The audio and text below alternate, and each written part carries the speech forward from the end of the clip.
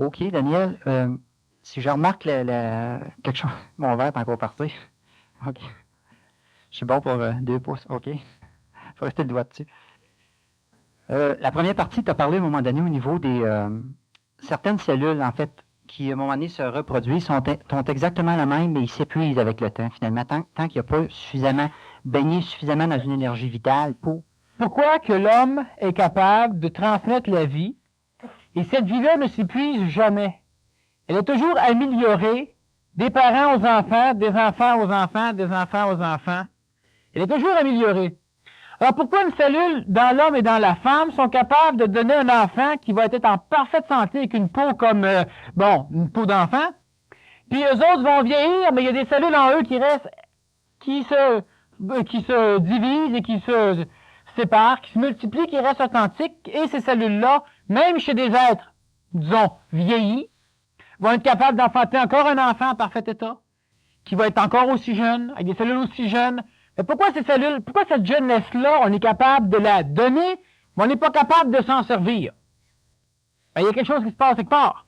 Mais il y a un feu, là, à un moment donné. Si on prend la colonne vertébrale, les deux extrémités qui sont les plus énergifiées, c'est le cerveau puis le centre sexuel, finalement. Donc, on peut-tu dire que le cerveau puise son feu à l'intérieur du centre sexuel? Le cerveau a été créé par l'énergie sexuelle, par l'énergie vitale. On les mûrit, mais ça, on s'en fout. Bon. Mais présentement, c'est tout à fait normal que le cerveau continue à puiser dans l'énergie sexuelle. Et l'énergie sexuelle, c'est un mauvais terme, c'est l'énergie vitale, qui peut être représentée dans la matière par une énergie cérébrale, un corps mental, comme par une énergie sexuelle. Alors, elle est, disons, exprimée dans la matière sous ces deux formes-là, entre autres, en plus de l'animation du corps. Mais c'est la vie. Alors, ce qui fait que c'est pas de l'énergie sexuelle, c'est l'énergie vitale. OK. Ici, il y a une question. C'est quoi la différence entre une attraction de type psychologique et une attraction mentale? Bon, l'amour psychologique, l'amour mental. L'amour psychologique, c'est simplement lorsque on est attiré par quelque chose ou quelqu'un, et on est attiré par cette chose-là parce qu'elle comble soit un besoin psychologique, soit qu'elle suscite en nous un retour mémoriel de choses plaisantes.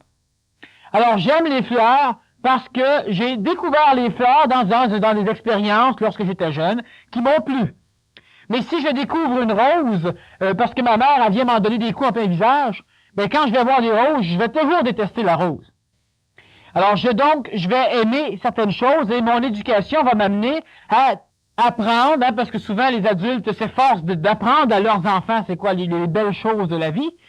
Comme tu peux découvrir la drogue, c'est une belle chose de la vie, tu peux découvrir la boisson, tu peux découvrir aussi des choses qui sont moins dangereuses.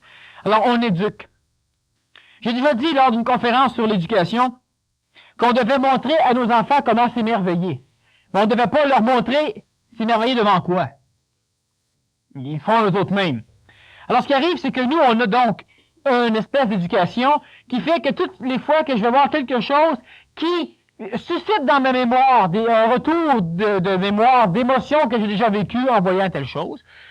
J'aime les hommes aux yeux bleus. Bon, mais il y a quelque chose en moi qui fait que j'ai eu des relations avec des yeux bleus ou la couleur bleue. Ça peut être tellement de choses. J'ai tellement eu peur d'un orage et quand j'ai vu le ciel bleu lorsque j'étais jeune, en fin de compte, le bleu devient pour moi une belle couleur. Additionnant toutes ces choses, ça fait que lorsque je vois quelque chose qui comble un besoin psychologique ou encore qui fait renaître en moi des émotions qui me plaisent, je tombe en amour. Alors je vais donc aimer telle chose, ne pas aimer telle affaire, détester telle autre chose qui lui va susciter à la place des émotions que j'aime pas. Donc je vais être attiré par ce qui est en relation, en harmonie, en résonance avec mon schéma d'émotion. Ça, c'est l'amour émotif, l'amour psychologique. L'homme va aimer un enfant, les parents aiment leurs enfants, mais c'est pas un amour intelligent, c'est un amour émotif. Vu que c'est un amour émotif, c'est que l'enfant comble des besoins d'affection qu'ils ont eux autres. Parce que donner de l'affection à quelqu'un, c'est s'en donner aussi à soi. On aime en donner. Bon. Puis si l'enfant en veut pas, on est frustré. C'est normal parce que c'est nous qui recevons l'émotion. Donc, on comble. Alors, si mon enfant meurt, dans ma vie psychologique, il y a un trou. Alors, les bruits que j'entendais, je les entends plus. Donc, insécurité. Tout le phénomène est insécure, ce qui fait que mon enfant, je veux pas qu'il meure. Bon. Alors, on a donc l'amour qui est émotif, une attraction. L'amour, c'est pas quelque chose qui est seulement psychologique ou émotif. L'amour émotif, c'est la plus barbare des expressions de l'amour. L'amour, c'est de l'attraction. Et l'attraction est émotive, l'attraction astrale, l'attraction psychologique, c'est la même chose. Cette attraction-là fait qu'on est attiré ou qu'on attire à nous des choses qui nous rassurent. Mais ces choses-là nous rassurent et ces choses-là sont matérielles. Elles sont donc en transformation, ce qui fait qu'à un moment donné, elles ne peuvent plus combler la lacune. Mon enfant, depuis j'y joue dans les cheveux, il a 45 ans. Bon, mon chat, il est mort.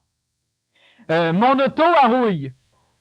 Alors, ce qui fait que veut pas l'homme qui a un amour psychologique, un amour astral, un amour émotif, attire des choses pour combler, mais ces choses-là comblent un certain temps et finissent par ne plus combler. Ce qui amène toujours la souffrance chez l'homme, ce qui amène aussi la jalousie, je ne veux pas perdre ce que j'ai, ce qui amène aussi la possession, c'est à moi, donc touche pas, ce qui fait que l'homme va inventer un langage qui transmet, non pas l'intelligence, mais la psychologie, ma femme, mon mari, mes enfants. Mon chien, mon char, mon bras. C'est pas le bras de l'astral, c'est le bras du corps physique, mais c'est l'astral, la psychologie, qui dit mon bras, qui dit mon si. Mais est-ce que tu dis mon gros bouton sur le nez, ça, tu penses pas que ça t'appartient, la grosse bébelle qui te pousse à la joue?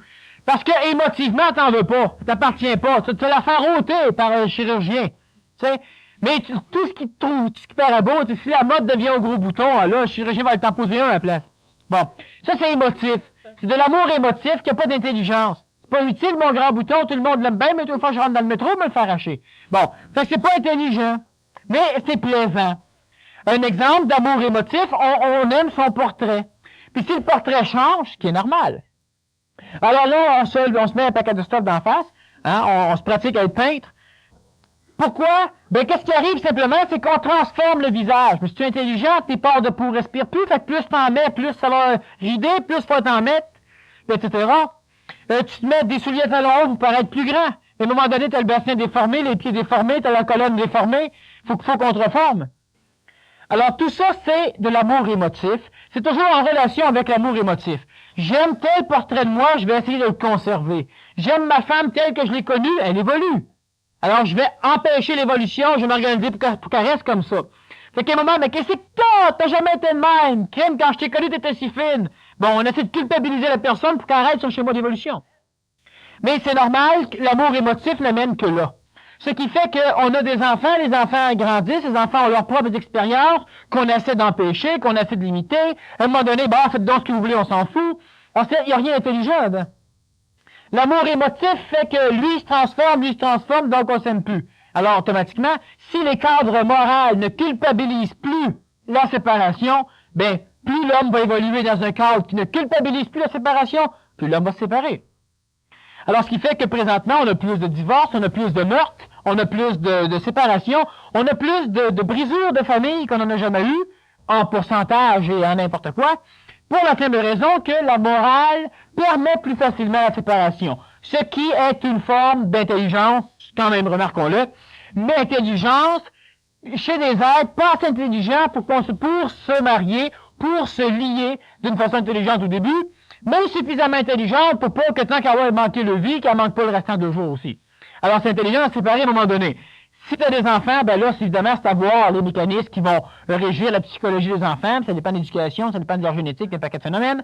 Mais de toute façon, l'être qui pense à se séparer il y a des personnes qui ne devraient pas se séparer parce qu'ils ont des phénomènes initiatiques à vivre ensemble. Mais il y en a d'autres qui devraient se séparer parce que là, ça fait longtemps que c'est fini l'initiation, là. C'est en train de mourir, là. Bon. Mais encore là, il faut faire attention. OK? C'est pas parce que tu t'entends pas que tu lâches. C'est pas ça. Ça, c'est de l'amour émotif. L'amour mental, qu'est-ce qu'il fait? L'amour mental, c'est qu'on se relie. Notre union, elle est limitée quand c'est de l'amour mental. Une rencontre, c'est le début d'une séparation et on le sait. Présentement, ce que tu fais va avec ce que je fais. C'est dans l'action que tu es intelligent. Pas juste dans l'expression d'émotions. Alors moi, j'ai toujours vécu de telle manière. Pourquoi, quand me mettant avec toi, il faut que je change tout? J'aimais aller camper, t'aimes pas le camping, je t'aime les beaux yeux, je vais plus camper. Bon, j'aimais les chiens, t'aimes pas le chien, balance le chien ou balance la femme, un ou l'autre. Bon. Alors pourquoi que, parce que deux êtres qui ont évolué de façon à se plaire l'un l'autre, Moi, je l'aime, il est musclé, il est fort, il est athlète. Mais 2 semaines après qu'on est marié, ben, crime, il est toujours en train de faire ses mots d'exercice, ça m'écarte. Fait que je veux plus qu'il en fasse, je le transforme tout. 5 ans après, il est plus athlète, il est plus musclé, il est plus en forme, je l'ai empêché de continuer. Mais là, je l'aime plus, je l'aimais quand il était en forme. Ce qui fait que là, il y a une séparation. Le gars, il était créatif, il faisait de la mécanique, il arrangeait tout. Puis une fois que avec une femme, peut plus faire de la mécanique, il rentre sale, la femme veut plus, peut plus faire d'électronique, la femme elle se plaint. Fait qu'à un moment donné, la femme, le gars qu'elle aimait, elle l'a détruit. Elle l'aime plus, elle l'abandonne. Le gars, il aimait une femme qui faisait telle affaire. Mais cette femme-là, il l'a détruit. Fait que, elle est plus comme il l'a trouvé, donc il l'aime plus. Puis il y a des séparations régulières, là même. L'amour intelligent, c'est par rapport à ce que je fais. Moi, je m'en venais dans ma ligne de vie. J'aimais le camping, je faisais du sport, j'aimais lire des livres, je faisais telle affaire. Quand je rencontre une femme qui fait du camping, qui fait du sport, qui fait les mêmes choses que moi, là, c'est plus intelligent de s'aimer psychologiquement. Mais c'est pas encore le temps. Là, si tout ça fit bien ensemble, ben on peut jaser, on peut voir. Maintenant, moi, si je suis assez intelligent, qu'est-ce que je veux faire dans l'avenir? Ah, j'aimerais donc avoir des enfants. Bon, t'as dit que j'aimerais ça. Bon, ben, c'est dangereux, là. Laisse-la. Ou laisse-le. Ben, c'est émotif. Quand il va avoir eu des enfants, qu'est-ce qu'il va faire avec? Il sait pas, il n'a jamais pensé. Là, il fait exprimer le fait qu'il aimerait ça. Mais il n'a jamais pensé quoi faire avec. Comment les éduquer? J'ai déjà dit dans, justement, la conférence sur l'éducation que tu apprenais pendant 3 ans à être infirmière, pendant 6, 7, 8 ans à être médecin, pendant 3, 4 ans à être mécanicien, pendant 4, 5 ans à être pilote, pendant plusieurs années, différents métiers. Combien de temps tu te prépares pour apprendre des métiers de parent? Ben, à un moment donné, le médecin me dit que tu vas être parent. Fait que là, tu prends 3, 4 livres, tu vas voir comment on change les couches sans te piquer, puis là, tu es parent. Mais c'est ça, c'est pas ça être parent. C'est ça, on se prépare pas. Avant d'être parent, il faut concevoir. Avant de concevoir, il faut commencer à se préparer. Parce que entre la naissance et le fait que t'es parent, pas grand temps. C'est pas le temps d'apprendre à te préparer à être parent. Entre le temps que l'enfant vient de naître et le temps que tu deviennes parent, pas le temps d'apprendre à être parent. C'est avant. 9 mois, t'es trop occupé, t'as pas le temps non plus. Quand tu portes l'enfant. Alors, ce qui fait que l'amour intelligent, c'est ce qui va relier 2 personnes par intelligence au lieu de les relier par l'émotion. Si en plus d'être relié par l'intelligence, t'aimes ça, c'est merveilleux. Mais si t'aimes pas ça psychologiquement, mais que t'aimes ça mentalement, il n'y a aucun problème. 2 savants, une femme et un homme, vont travailler ensemble. Marie Curie, puis son mari, Curie. Eux autres, ils s'aiment pas plus que ça, mais c'est 2 savants qui travaillent, qui font le même travail. Alors, à un moment donné, ils vont se marier ensemble, c'est plus facile, c'est plus intelligent. Sauf ses impôts, fait n'importe quoi, mais c'est plus intelligent.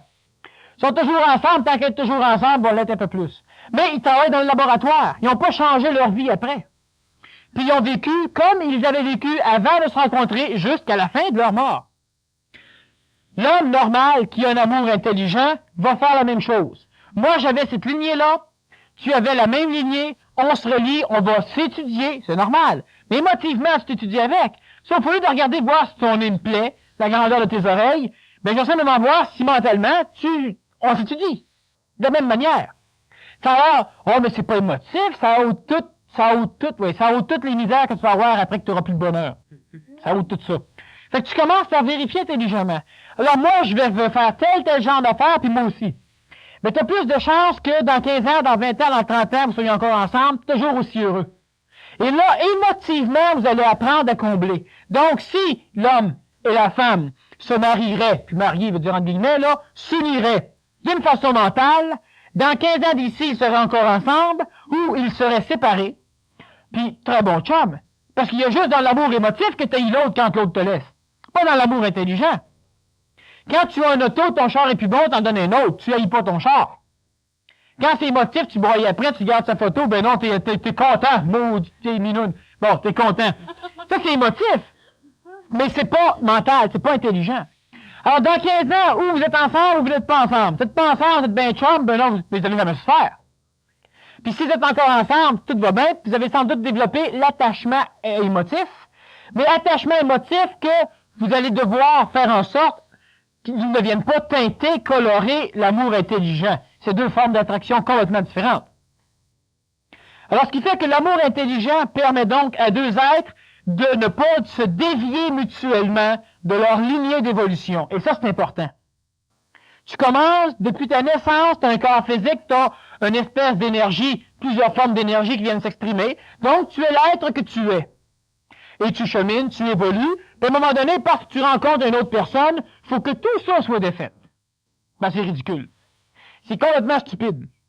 L'amour émotif va faire ces choses-là. Si c'est intelligent, ben on continue. Ça va dans ta lignée. Ça va dans ce que tu pensais. Si tu changes complètement, c'est que tu avais prévu de changer. Donc, que tu aies une relation ou non, tu aurais changé. Ça ne dérange pas. C'est intelligent. Si un jour on décide, bon, est-ce qu'on a des enfants? Ben, faut savoir pourquoi. Parce qu'on est sur le bien-être et on aura plus d'argent, ben, c'est une raison. Mais à un moment donné, tu vas en souffrir. Parce que j'ai besoin d'affection, achète-toi un chien. C'est plus intelligent. Ça vit moins longtemps, puis tu peux l'envoyer n'importe quand. T'as pas de complications, en tout cas. Puis c'est facile à adopter. Si c'est parce que tu as des raisons qui réellement sont reliées à l'intelligence de l'évolution, ou parce que tu as une raison, en tout cas, quelle que soit la raison, je ne vais pas vous en imposer une, mais une chose qui est certaine, c'est lorsque deux êtres qui intelligemment veulent avoir des enfants, que ce soit pour fonder une communauté, une famille, que ce soit pour expérimenter des choses, que ce soit pour n'importe quoi, mais au moins qu'ils le sachent d'avance, que c'est pas rien parce qu'ils aiment les enfants. Parce qu'il y en a plein d'enfants qui ont besoin de se faire aimer un peu partout, fait que t'as rien qu'à aller dilapider le manque d'émotion dans les hôpitaux pour enfants, puis un peu partout. D'être grand frère ou d'être grande sœur. Pas parce qu'il y a l'enfant d'un autre que tu seras pas capable. Parce que de toute façon, l'enfant, c'est toujours l'enfant d'un autre. Même si tu décides qu'il t'appartient, ben, tu vas en adapter un, tu signes un papier, tu l'achètes, il est à toi. C'est la même autre affaire que si tu le mets au monde. Il n'y a pas grande différence. Émotivement, tu penses qu'il est à toi. Mais tu vas en souffrir, parce qu'à un moment donné, il va être à lui, puis il va s'en aller. Fait que là, si tu ne te prépares pas avant même que tu décides qu'il est à toi, tu vas en souffrir. Alors, ce qui fait que, avant, c'est parce que tu aimes les enfants, c'est pas intelligent, c'est risqué. Faut que tu saches ce que tu veux faire. Puis, un mot t'a dit bon paquet de raisons intelligentes d'avoir des enfants. Hein, on pourrait écrire un livre en 12 volumes plus l'index. C'est pas ça qui manque. Mais on pourrait écrire une planète complète en raison émotive, par exemple. Ça, il y en a un peu trop. L'amour intelligent, c'est un amour qui ne détruit rien. L'amour émotif, c'est un amour qui oblige toujours l'autre à être assujetti à ce que tu vas avoir. Fait que de temps en temps, faut que tu me fasses plaisir, ben faire plaisir. C'est un échange. L'amour émotif, c'est un échange. Mais c'est un échange illusoire. Un échange qui doit être apparent. Parce que l'émotivité n'est pas intelligente. Elle, c'est pas elle. Moi, je peux pas savoir si tu m'aimes si tu me le dis pas. Je peux pas savoir si tu m'aimes si tu fais pas tout ce que je veux. Je peux pas savoir si tu m'aimes si tu ne fais pas des cadeaux. L'amour intelligent, il sait que tu l'aimes, lui. Aucun problème. C'est quoi l'amour intelligent? C'est qu'on fait des affaires ensemble. J'ai pas besoin que tu me prouves que tu m'aimes. Crime, fais-le. T'aimes faire ça, j'aime faire ça. On le sait qu'on s'aime. Ça, c'est intelligent. L'amour émotif, elle voit pas l'intelligence. Elle voit pas l'échange. Il y a toujours un échange quand il y a un amour. Ça, il y a toujours amour. Sauf que l'amour émotif ne voit pas l'échange. Donc, elle doit le susciter, l'échange, pour croire. Combien de fois vous demandez à vos maris ou à vos femmes, tu m'aimes-tu? Vous êtes jamais sûr. Et si vous ne demandez pas, vous n'êtes pas plus sûr non plus. Puis combien de fois vous pensez qu'il vous trompe, etc. L'amour intelligent, il n'y a pas de tromperie là-dedans. Donc, tu n'es jamais en quête de preuves. Et ça, c'est l'amour émotif. Fait qu'automatiquement, c'est tellement différent l'un et l'autre. Il y en a un qui est assujetti au bonheur et au malheur. Puis il y en a un qui est assujetti à rien de tout ça. Il est assujetti à une efficacité puis à une tangente vers l'amélioration, l'amour intelligent. Les enfants vont être élevés d'une façon intelligente. Les enfants ne sont pas dépendants de leurs parents. Tu dis qu'ils n'ont pas d'enfant, est-ce qu'ils s'ennuient de toi quand tu n'es pas là? Hein? Parce que là, c'est stupide. Tu l'obliges à être dépendant. Bon. Puis l'enfant, bien évidemment, il t'éduquera pas à t'ennuyer de lui quand il n'est pas là. Ce qui est intelligent. Bien différent. Je ne sais pas si tu as répondu à la question aussi, c'était quelle est la préparation, premièrement, physique, vitale, astrale et mentale, puis est-ce que l'énergie supramentale peut influencer la conception de l'enfant? Bon, on va y aller morceau par morceau. Quelle est la préparation dans le plan du physique? Pour une conception intelligente, c'est-à-dire pour une conception réelle. Entre le fait d'avoir un enfant et le fait de créer un enfant, il y a une bonne différence. Et quand je parle de créer un enfant, je parle évidemment pas de le créer en laboratoire.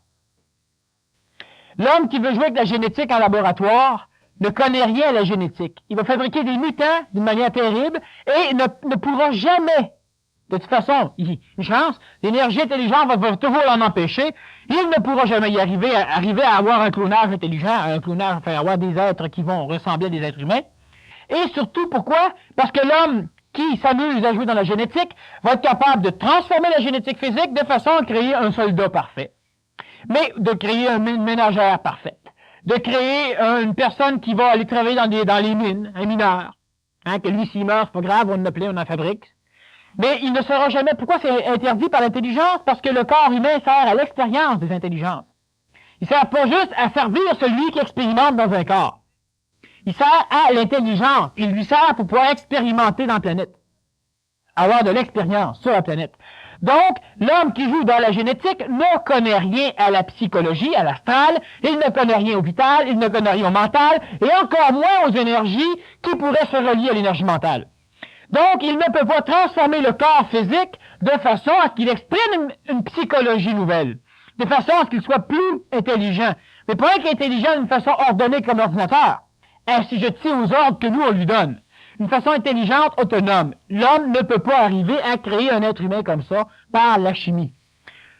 Donc, préparation physique, elle doit donc être obligatoire, comme tout à l'heure on avait commencé à en parler, en ce qui concerne, par exemple, le fait d'avoir un ovule qui va être en harmonie avec l'idée de la création. Qu'est-ce qui est pressé? L'astral, l'émotion. La psychologie de l'homme, elle est pressée. Alors bon, ça y est, je me suis purifié, j'ai fait 3 ou 4 bouffées d'encens, j'ai allumé un cierge, et puis j'ai mangé une pomme, puis j'ai pas mangé de viande depuis 2 semaines. Bon, je suis purifié. Fait que là, on peut y aller. Ça, c'est psychologique. Tu penses avoir compris l'intelligence de la conception, mais tu n'as rien compris. L'énergie physique, elle absorbe. Quand tu te laves, tu élimines plusieurs traces d'astralité que tu as ramassées, de vitalité que tu as ramassées à l'extérieur. Donc, tu te désassujettis de différentes manipulations, y compris les traces physiques, hein, les maladies, certaines manipulations. Bon. Mais te purifier par l'intérieur prend un certain temps. C'est-à-dire qu'il faut que tu saches ce que tu veux faire, mentalement. Et il faut donc que le corps physique soit dans un état qui va être en résonance avec l'idée mentale de la création. Et ça prend un certain temps. Vous êtes stressé? Avant que le stress psychologique finisse par donner une maladie psychologique, ça prend un certain temps. C'est pas immédiat, sauf dans certains très rares cas. Donc, ça prend aussi un certain temps avant que l'énergie mentale vienne perturber l'énergie psychologique, qui perturbe l'énergie vitale, qui vienne transformer l'énergie physique. Et l'ovule et le spermatozoïde est de l'énergie physique de prime abord. Un ovule qui n'est pas en bon état, même s'il y a plein d'énergie vitale qui viennent se greffer, ne donnera pas un enfant en bon état. Donc, préparation physique, elle est longue, de façon à ce que la femme et l'homme aient des possibilités de conception dans un état le plus parfait qu'ils peuvent avoir. Évidemment, avant de concevoir, on devrait s'arranger pour se transformer. On n'a pas des enfants à l'âge de 14 ans. On n'a pas eu le temps d'évoluer dans le plan physique. Lorsque le physique s'est complètement transformé, lorsque tu as acquis des choses nouvelles que tes parents n'avaient pas, là, c'est le temps de concevoir pour pouvoir imprimer ton évolution dans le plan de l'homme, dans la génétique humaine, de façon à ce que l'humanité, après ton départ, poursuive ton évolution. De façon à ce qu'à un moment donné, quand tu vas te réincarner, tu vas pouvoir continuer ce que tu as commencé là. Puis ceux qui vont faire le job entre-temps, c'est aussi du touet, ça. Alors, ce qui fait que préparation physique extrêmement importante chez l'homme et chez la femme, on l'a vu un petit peu au niveau de la première conférence. Préparation vitale. Ben, l'énergie vitale, elle se récolte par la respiration. Différents mécanismes qui permettent de la ramasser. Évidemment, si le vital est complètement perturbé par la vitalité de l'anhydride sulfureux, par la vitalité du monoxyde de carbone, bref, par les pollutions, qui existent parce qu'il y a une forme vitale qui retient la molécule ensemble. Donc, c'est préférable de se préparer dans un endroit qui est le plus pur possible. Ou d'acheter des appareils qui créent cet endroit-là. Un purificateur d'air, un ionisateur d'air, etc. Bon. Maintenant, on doit manger comme il faut. Alors, on a déjà expliqué que lorsque l'on mangeait de la viande, ben, la viande, ça laisse en table à pourrir, parce qu'il n'y a pas de vitalité dedans. La vitalité, la vie ayant quitté la viande pourrit. Si la vitalité coûte le verre désagrège. Et pour ôter la vitalité du plastique, ça prend des milliers d'années. avant qu'il se désagrège. Quelque chose qui est biodégradable, c'est quelque chose qui est animé par une vitalité beaucoup plus proche de la vitalité évoluante qu'une chose qui n'est pas biodégradable, qui est animée par une vitalité extrêmement minérale. Si tu manges des légumes, par contre, le légume sur une table ne pourrit pas. Il va continuer à germer, comme une pomme qui est verte va devenir rouge. Alors donc, il y a, dans la nourriture végétarienne, plusieurs formes de captation de vitalité possibles. Évidemment, si tu fais cuire, tu détruis la vitalité parce que le feu, c'est proche de l'énergie vitale et il détruit la vitalité. Bon. Alors, ça ne veut pas dire de manger avec des légumes, là. Faut absolument faire attention à aussi fournir au corps les éléments essentiels à la création d'un enfant. Donc, on doit donc intelligemment vérifier à ce qu'on puisse manger le plus de choses vitales possible, beaucoup de repos, des choses qui vont énergiser l'homme, ne pas gaspiller d'énergie vitale, donc ne pas être en colère, parce qu'en étant en colère, c'est l'énergie psychologique qui sert de la vitalité du corps pour exprimer, et ne pas avoir de relations sexuelles. Sauf que l'homme devrait avoir des relations sexuelles, ou encore avoir une sexualité, pendant que la femme va passer quelques mois à éliminer ses ovules. L'homme doit faire cela pour éliminer ses spermatozoïdes, de façon à ce que le corps en engendre des neufs, qui vont être en relation avec la vibration de l'homme sur tous ses plans, pour permettre la conception, la création de l'enfant. Là, on va créer réellement un réceptacle, c'est ce qu'il faut. Au niveau vital, donc, il y a plusieurs choses dans le genre, mais ce n'est pas parce que tu peux faire du céleri que tu vas avoir un enfant très fort. Il va manquer plusieurs minéraux. Alors donc, la femme et le mari doivent faire attention. Maintenant, encore là, l'homme intelligent devrait savoir, et ça encore moralement, c'est interdit. Mais intelligemment, c'est permis. Le choix. Est-ce que nous avons besoin d'un garçon ou d'une fille? Parce que l'homme et la femme peuvent déterminer le sexe de l'enfant. Et ça, disons qu'on va passer là-dessus, ça va dans d'autres conférences, on va parler de l'éducation, où il y a des phénomènes qui sont plus adéquats avec des hommes, avec des enfants mâles et avec des enfants femelles, dépendant évidemment de plusieurs choses. Alors l'homme qui a des spermatozoïdes qui vont engendrer des femelles et des mâles, ces spermatozoïdes vivent mieux dans un milieu acide ou basique, ou sucré ou salin. Donc la femme, selon la nourriture que la femme va pouvoir ingurgiter, elle va permettre la survie d'une sorte, d'un sexe de spermatozoïde, donc elle aura donc 99% des chances d'avoir l'enfant de sexe, celui qui a été prévu. Maintenant, c'est pas l'émotion qui prévoit le sexe de l'enfant. T'aimes bien un garçon, tu vas avoir un garçon. C'est pas ça, là. Non, c'est pas intelligent, ça, là. Alors, vitalement, tu vérifies ces choses-là, de façon à ce que, physiquement, tu aies l'alimentation nécessaire, très important, et vitalement, tu as aussi l'alimentation nécessaire. Psychologiquement, c'est là qu'il faut un cadre adéquat à la conception de l'enfant. Donc, tu devras vérifier selon la résonance psychologique des concepteurs, des créateurs, de l'homme et de la femme, si c'est préférable que ce soit sur une plage perdue sur une île en Polynésie, ou s'il faut absolument que ce soit en Alaska. Ça dépend de la psychologie de l'homme. Ça n'influencera pas. L'extérieur n'influencera pas. Évidemment, si c'est en Hiroshima, en pleine explosion nucléaire, l'extérieur va influencer. Mais comme tel, ce n'est pas parce que les rideaux sont telle couleur ou etc. Okay? C'est pas une chromatonaissance que nous devons vérifier. C'est simplement le fait que toi, tu te sens bien, tu es en harmonie. Ta psychologie, elle est sécuritaire, elle est sécure.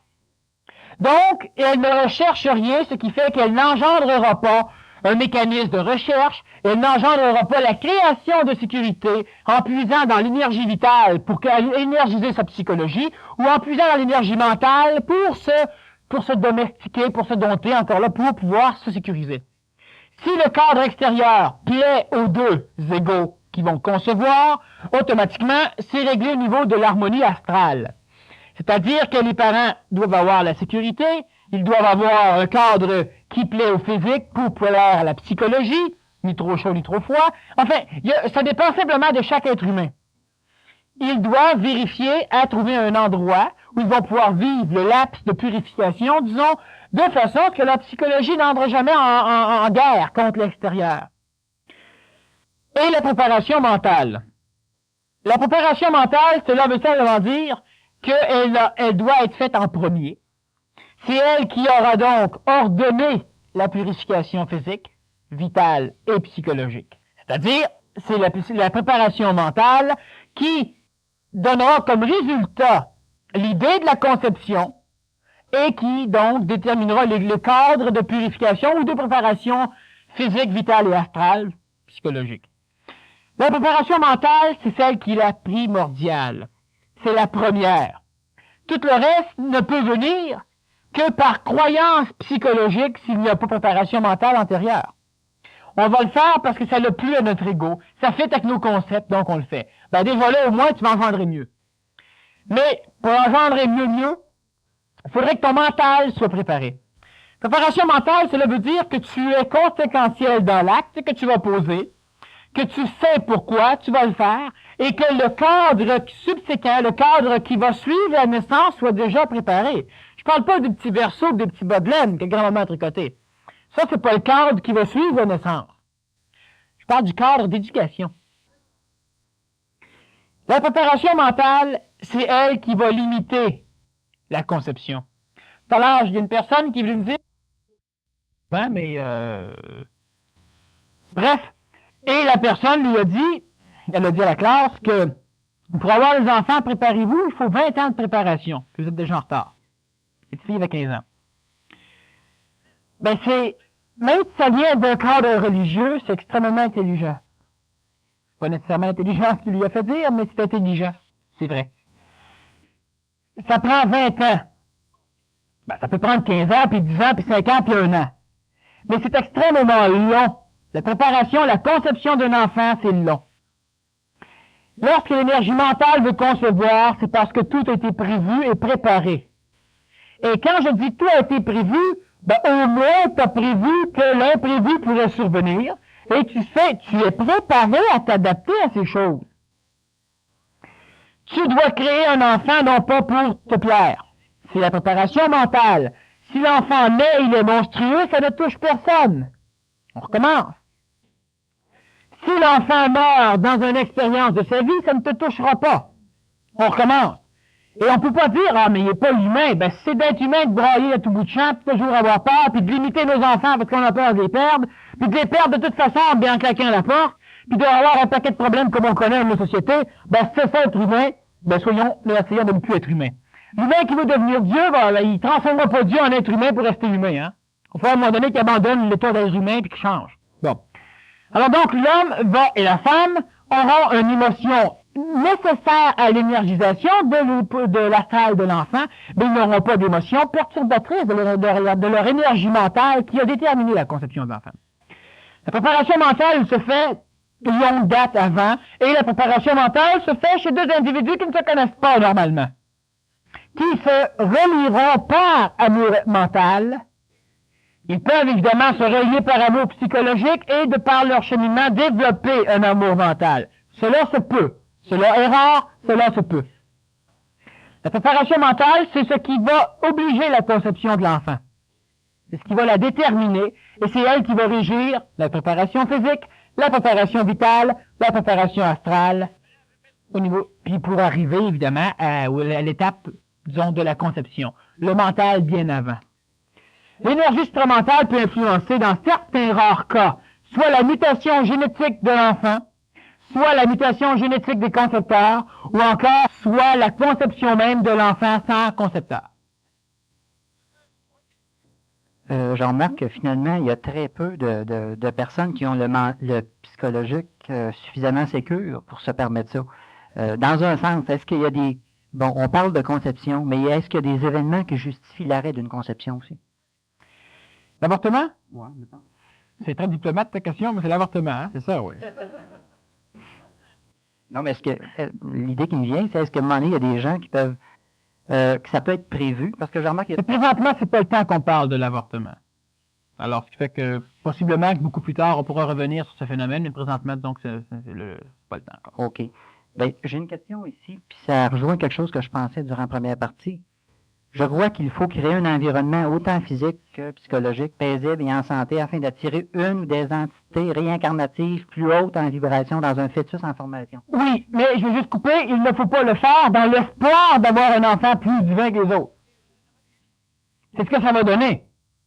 Tu crées un cadre pour permettre à une entité plus évoluée ou encore une expérience plus évoluée de pouvoir venir prendre possession du corps. Mais on ne doit pas le faire dans ce but. Hein? Les maris qui ont voulu réenfanter Jésus, il y en a eu plein.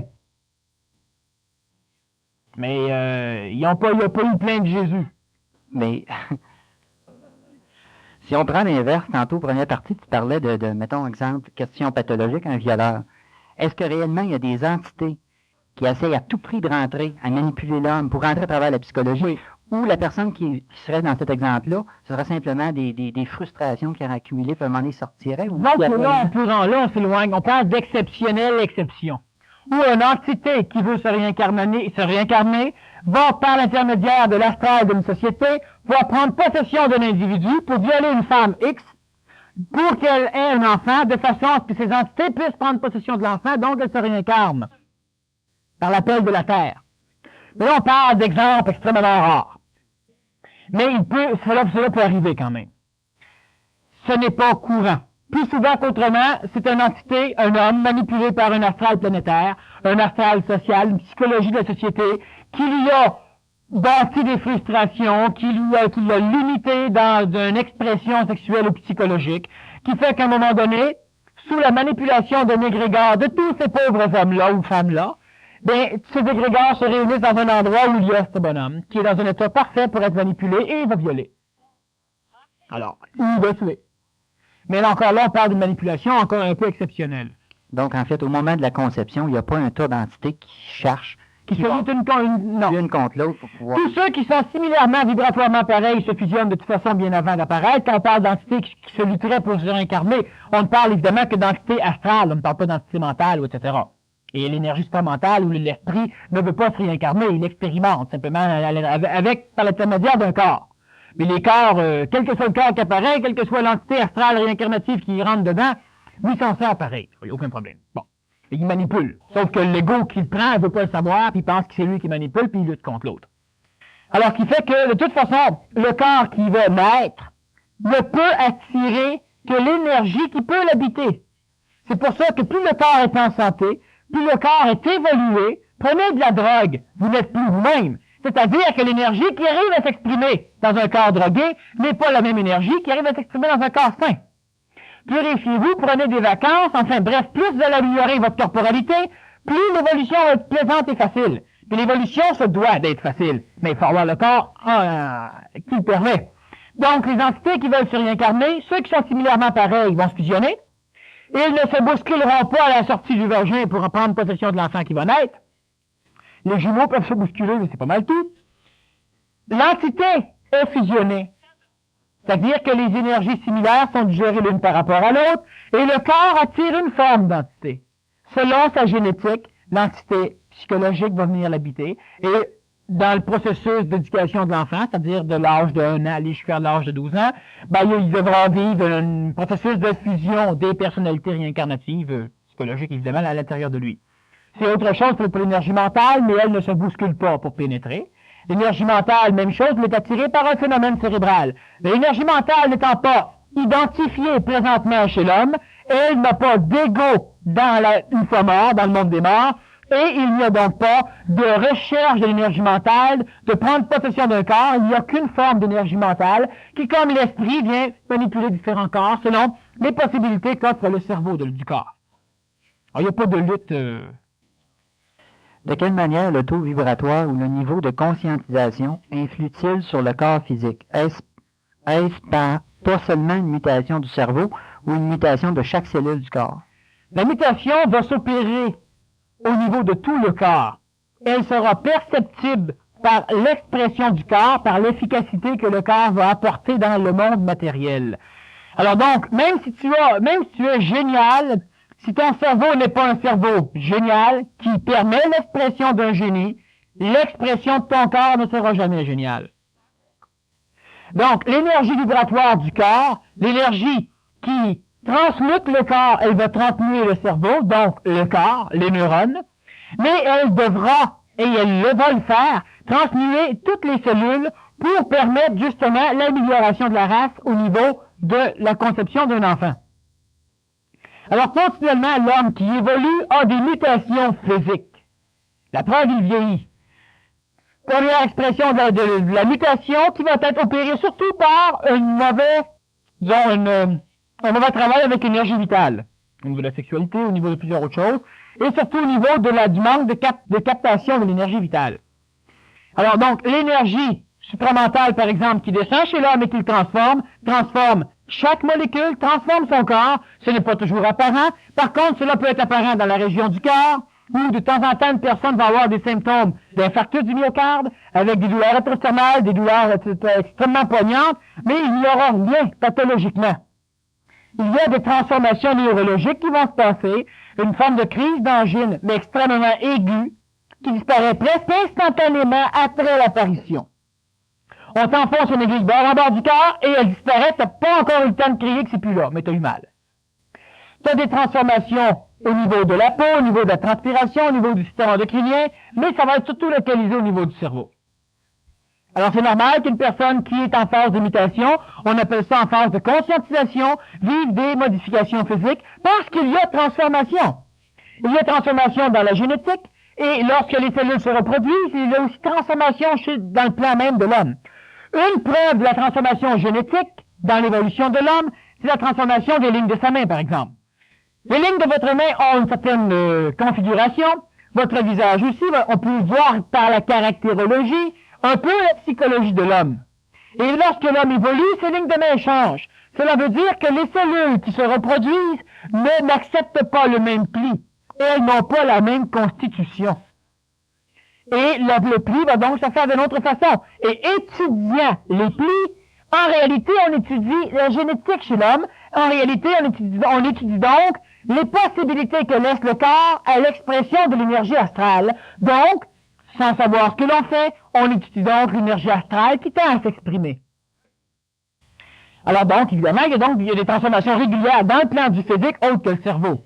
Mais ce qui nous intéresse le plus, c'est au niveau cérébral, parce que c'est là que l'énergie qui conscientise va pouvoir se loger, ou encore prendre possession du corps de l'homme. Avant de naître, pouvons-nous aller voir le lieu, la maison, les parents, le contexte familial, afin de savoir ce qui nous attend? Mais voyez-vous, présentement, vous êtes vivant. Est-ce que vous savez qu'est-ce que vous avez besoin pour évoluer encore mieux que vous êtes là? Savez-vous? En gagnant 1 million, alors vous ne pouvez pas être sûr. Vous pensez que ça va améliorer votre sort, mais vous n'êtes pas tout à fait sûr. C'est pas parce que vous êtes mort et que vous voulez vous réincarner que vous allez savoir exactement le contexte le plus parfait pour vous autres. C'est pas parce que vous êtes mort que vous en savez plus. Présentement, vous vous exprimez dans un corps, et celui qui voudrait savoir cela, c'est la psychologie égoïque, encore une fois, qui rechercherait, qui a une idée de l'évolution et qui aimerait bâtir le cadre nécessaire. Mais encore là, si présentement je vous offre la possibilité de repartir à zéro, écrivez-moi sur un papier le cadre parfait pour une nouvelle naissance. Mais vous allez me dire, ouais, mais dans 5 ans d'ici, le cadre que je vais avoir dessiné, qu'est-ce qu'il va être? Bon, mais bref, vous ne pourrez jamais choisir le cadre de votre évolution. L'idée de la réincarnation du gars qui vole le grand roi, qui est riche puis qui vole tout le monde, qui une fois mort se réincarne dans le paysan pauvre qui se fait voler, ça c'est une farce. Une farce arienne, ça sert à rien, ça vient de l'Inde. C'est inutile, c'est pas comme cela que ça fonctionne. Donc, qu'est-ce qui détermine votre cadre? C'est votre évolution présentement. C'est présentement que vous allez déterminer le cadre de votre prochaine incarnation. Cela a un rapport d'amour. C'est l'amour qui détermine, et pas l'amour psychologique, pas inclus. Tout. Le corps physique va, par amour, attirer une énergie vitale similaire. Il va y avoir vie. Ces deux formes-là vont attirer par amour une énergie psychologique similaire. Il va y avoir égocentricité, création d'un homme. Lui va attirer par attraction vibratoire, par amour, une entité mentale similaire. Il va y avoir un homme intelligent. Et là, on a donc le cadre. Mais si le corps physique est né en pleine guerre du Vietnam, et c'est un corps qui, par le, disons, hasard génétique, a permis à travers plusieurs personnes guerriers d'enfanter un roi, parce que chaque partie récessive qui était divine chez chaque Vietnamien se rassemble à un moment donné puis tombe à être toute dominant chez un enfant qui vient au monde, ben lui devient un roi. Alors, vous n'avez pas choisi votre cadre, mais l'attraction du physique par rapport aux énergies qui vont aller avec vont se réincarner dedans. Et on a donc un homme qui, à travers une peuplade d'imbéciles, est un dieu, un chef. De cette façon, l'homme choisit sa prochaine incarnation. Pas dans le monde des morts, qui va planer, qui va nager, puis qui dit « Ah, cette famille-là, génial, celle-là que je veux ». Alors, tous ceux qui naissent au Bangladesh, un peu partout sur la Terre, ils sont pas mal imbéciles d'avoir choisi une naissance là-bas. Ben, l'homme ne dirige pas ça. Vous n'avez pas choisi votre naissance, ni de quelle façon vous auriez vos bras, ni quelle attitude physique, ni quelle expression physique vous auriez. Vous n'avez jamais choisi ça. Le nombre de fois qu'on vous a piqué en changeant vos couches, c'est pas choisi non plus. Alors, ce qui fait que l'homme ne choisit pas de cette façon. L'ego aime se rassurer en pensant qu'il survit après la mort du corps physique, qu'il plane dans un monde similaire, pas trop différent, on va s'ennuyer, on va avoir peur, et qu'il peut rencontrer ceux qu'il a aimés, mais qu'il ne rencontre pas ceux qu'il n'a pas aimés. Bel imbécile. Et qu'après ça, quand il va s'être suffisamment reposé, puis qu'il va avoir eu le temps de fouiller dans le gros livre qui a toute sa vie dedans, ben là, il va choisir un autre milieu pour continuer à évoluer quand il sait même pas c'est quoi l'évolution. Bon, c'est pas mal que ça fonctionne, c'est pas vrai. Alors, ce qui fait que on ne choisit pas une fois mort, mais on construit vivant le cadre de son incarnation. Vous êtes comme vous êtes, et votre corps vous supporte. Si présentement vous mourrez, et qu'on ranime le corps, c'est vous qui allez retourner dedans. Pourquoi? Pour la simple raison que le corps attire une entité, des entités, des formes d'énergie X. Il n'y en a pas 50.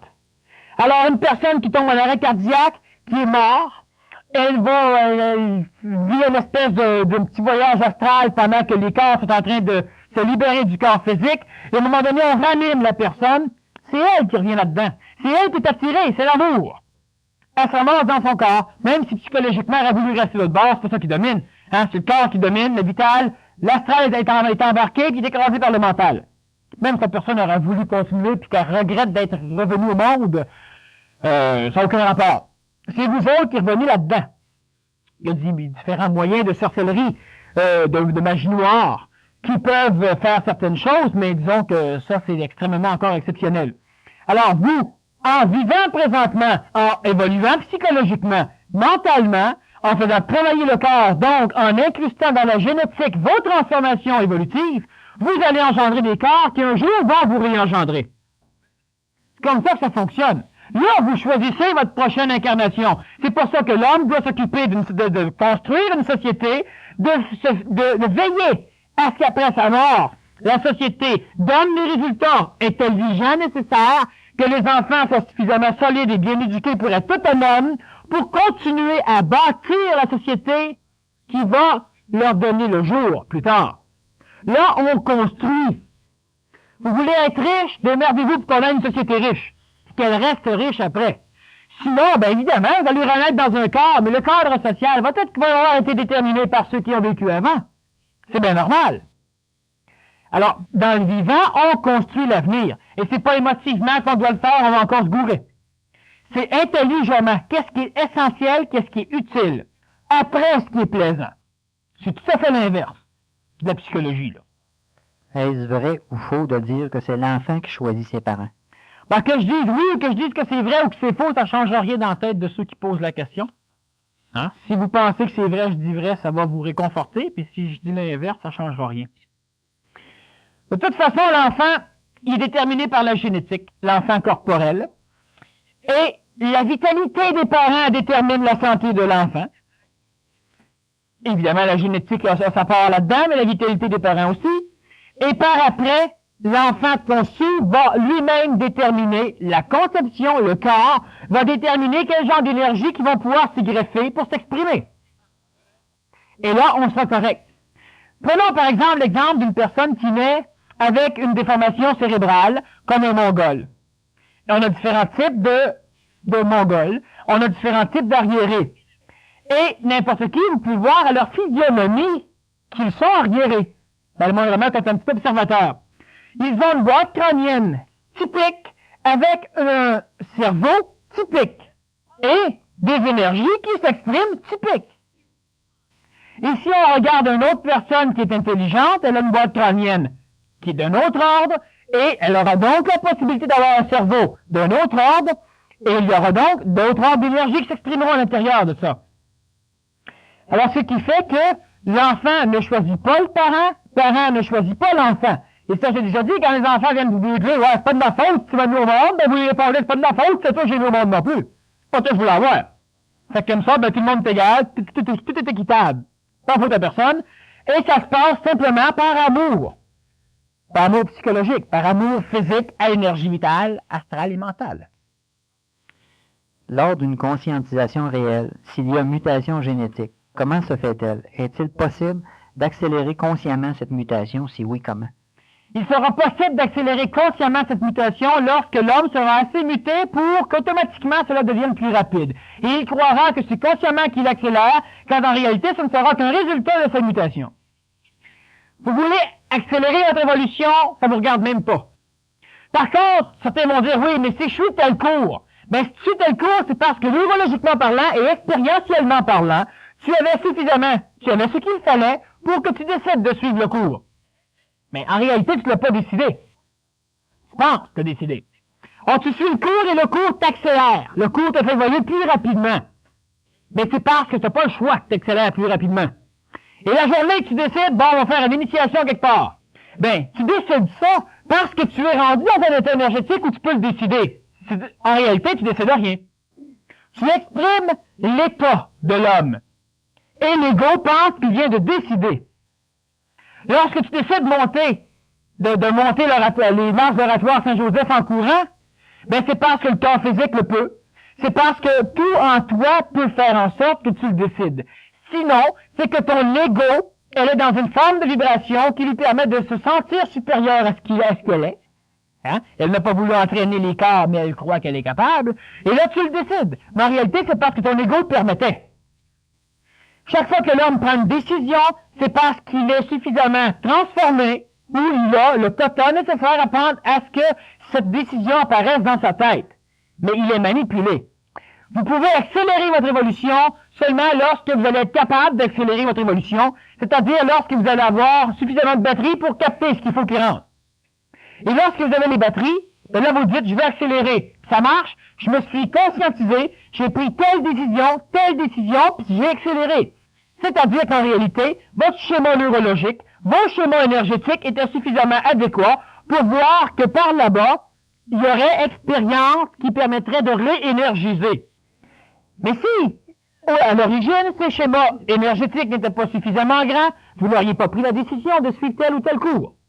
Et lorsque c'est l'énergie astrale qui prend la décision, elle recherche la sécurité, ce qui fait qu'elle magasine d'un cours à une religion, d'une religion à un cours, d'un cours à une secte, etc. Mais l'homme ne peut pas consciemment accélérer. L'homme peut croire que consciemment il accélère, mais cela ne le regarde pas. C'est pas lui qui manipule ça. Si ce serait lui qui manipulerait ça, il aurait transformé la planète depuis longtemps. Et ça aurait été réellement joli. Parce que chacun a son idée d'évolution. D'ailleurs, on se bat assez pour ça. L'homme, la femme, lorsqu'elles ont un cerveau transformé d'une façon particulière, elles vont donc pouvoir recevoir des énergies particulières et ce contexte fait qu'elles vont vouloir foncer dans tel endroit, vivre telle initiation, faire tel voyage, suivre tel cours au niveau mental. Mais l'ego en dessous se dit « j'ai bien fait de prendre la décision ». L'ego n'a pas le choix de prendre la décision. Avez-vous le choix d'évoluer? Est-ce qu'à un moment donné, vous vous êtes dit « Tiens, on va commencer à m'intéresser à ça ». Ben, essayez de plus vous en intéresser, vous ne serez pas capable.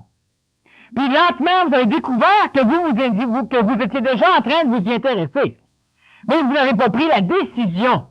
Vous pensez que vous prenez des décisions, mais les décisions, on les prend à votre place. Et les décisions sont prises comment? Exactement lorsque du sel est placé dans l'eau, le sel prend-il la décision de se dissoudre? L'eau prend-elle la décision de se dissoudre le sel? Non. Le sel dans l'eau se dissout, donc ça se dissout. Si l'eau aurait un ego, l'ego dirait, bon, on va dissoudre le sel. À un moment donné, là, je t'ai écœuré. Mais c'est parce qu'il n'y a plus de place pour dissoudre le sel. C'est saturé. Donc, le sel coule au fond.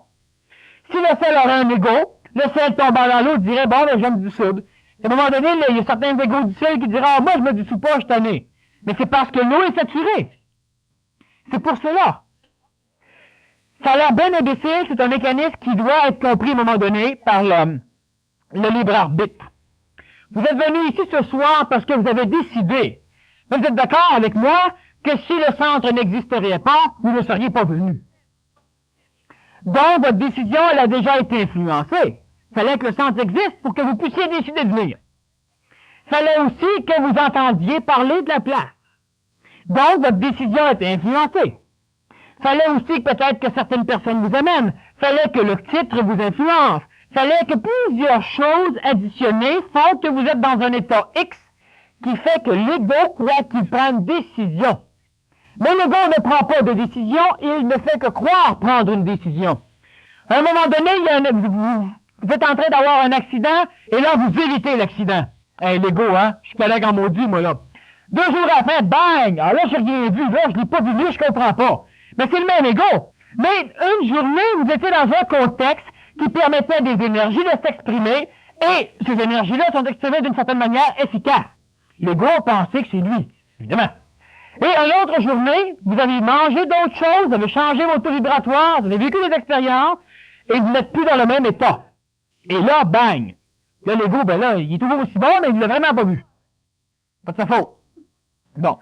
Alors, ce qui fait que l'homme, la femme, croit prendre des décisions. Ces décisions sont prises par rapport, elles sont prises par l'extérieur, c'est-à-dire que lorsque l'homme est fin prêt à faire quelque chose, il le fait. Il peut penser que c'est une décision.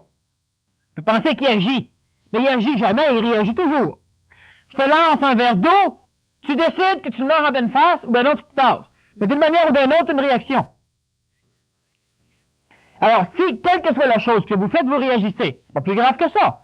L'homme a une espèce de libre arbitre très limité, mais pas plus gros que ça. Alors, l'homme ne peut donc pas consciemment, c'est-à-dire que la psychologie de l'homme ne peut pas décider que l'homme va évoluer. La psychologie de l'homme ne peut que jouir, que se béatifier de l'évolution de l'homme. En se disant que c'est grâce à elle. Une chance que j'ai été, j'avais peur d'y aller, une chance j'y étais. Ben imbécile, t'avais peur d'y aller, t'as failli empêcher ça. L'énergie mentale était assez puissante pour t'amener même si t'avais peur. Là, tu te dis, une chance que j'ai été pareil. J'avais peur, mais je me suis contrôlé. Non, tu t'es fait contrôler, puis ton énergie mentale était dans un état vibratoire où, malgré ta peur d'imbécile, tu es allé pareil. Puis là, tu as pu vivre. Puis après que tu as vécu ça, tu te dis, ben, une chance que, tu sais, bon, c'est toujours la même affaire. C'est votre état psychologique. L'énergie mentale est pas assez énergisée, votre état psychologique l'est extraordinairement, ben, vous êtes en train de danser quelque part, vous sortez avec une fille, puis vous enfantez. Pas une décision vous prenez. Lorsque vous êtes en colère, puis vous criez après quelqu'un, où est-ce la personne qui prend ces décisions? Elle n'est pas là. Le contexte prend une décision pour vous. Après ça, vous dites, ben, ma parole a dépassé ma pensée. Qui était partout aux toilettes pendant qu'il fallait qu'elle soit là. Bon. Alors, ce qui fait que l'homme croit prendre des décisions. Alors, vous ne pouvez pas améliorer votre évolution égoïquement. Ce n'est pas un désir de l'homme. L'ego ne peut qu'avoir l'illusion qu'il décide. Alors qu'en réalité, ce sont les mécanismes qui permettent l'action qui décident. Vous êtes prêt énergétiquement à faire telle chose, l'ego se dit, je décide. Mais l'ego qui décide pas, ça va se faire. Puis si l'ego, il est moyennement fin, ben quand ça marche, c'est parce qu'il a décidé, puis quand ça n'a pas marché, il a été manipulé. Bon. Est-ce qu'il y a une différence d'état entre le fœtus et l'animal qui se met en hibernation? Non. Le fœtus, l'animal est en hibernation, c'est simplement l'animal qui baisse son métabolisme, qui le rabaisse de façon à pouvoir survivre avec le minimum de besoins. Le fœtus, par contre, nécessite un immense apport de besoins, apport nutritif. La mère ressemblerait beaucoup plus à l'animal en état d'hibernation que le fœtus. Parce que la mère est obligée de tout laisser aller pour pouvoir nourrir le fœtus. Et si la mère manque de quelque chose, le fœtus n'est pas en hibernation, il va en souffrir. Alors, il n'y a vraiment aucun lien entre les deux. Le fœtus est une dynamique d'énergie qui nécessite extraordinairement de l'énergie matérielle et vitale. L'énergie vitale va être amenée par la mère, ce qui fait que la psychologie de la mère est importante parce qu'elle n'influence pas sur la psychologie du fœtus. Je le répète que la psychologie du fœtus va être reliée au personnage réincarnatif qui va l'habiter. Par contre, réincarnatif évidemment au niveau d'astral. Par contre, sa psychologie à la mère, son émotion, va puiser dans sa réserve d'énergie vitale pour s'exprimer. Et puisant dans l'énergie vitale, là, elle nuit au fœtus. Ce qui fait donc que lorsque la mère a des perturbations émotives, cela nuit à l'évolution du fœtus parce que le fœtus a besoin d'énergie vitale et il en manque. Il a besoin d'énergie matérielle et encore là, l'énergie émotive perturbée de la mère peut lui en ôter. Alors la mère peut finir par ne pas assimiler suffisamment le calcium, le fer, etc., ce qui va nuire à l'évolution du fœtus. En réalité, ce n'est pas parce que la mère a une psychologie qu'elle va colorer la psychologie du fœtus. Par contre, elle va puiser dans ses réserves vitales pour pouvoir exprimer, être en colère, avoir peur, donc elle se sert de son système endocrinien, elle mobilise toute l'énergie vitale et les correspondances physiques qui est le système endocrinien pour pouvoir exprimer son émotion, et le fœtus en souffre. On remarque à soir que dans tout ça, finalement, toutes les erreurs, que ce soit génétique ou à quelque niveau que ce soit, c'est toujours par ignorance ou par manque de conscience. Non. Non? C'est parce que l'homme n'a pas le choix. C'est pas de l'ignorance, c'est que l'homme n'est pas suffisamment évolué pour évoluer suffisamment. Mais présentement, l'homme est presque suffisamment évolué pour pouvoir évoluer suffisamment. Ouais, c'était ça ma deuxième partie, c'était est-ce qu'il va exister à un moment donné une science de la conscience ou de l'énergie, finalement, qui va être... Il ne devrait exister que de science que dans l'intelligence mentale des individus qui veulent concevoir, et non pas dans un cadre moral ou philosophique qui peut s'appeler science ou médecine ou etc., ou technique, qui va venir prendre des individus pour leur expliquer comment concevoir. Là, ça c'est stupide. Les individus qui sont manipulés par ce cadre ne sont pas des bons créateurs. Et ils ne pourront concevoir qu'un enfant assujetti à un cadre sociétaire, par exemple. Bon. La personne qui veut concevoir doit le faire de par son évolution.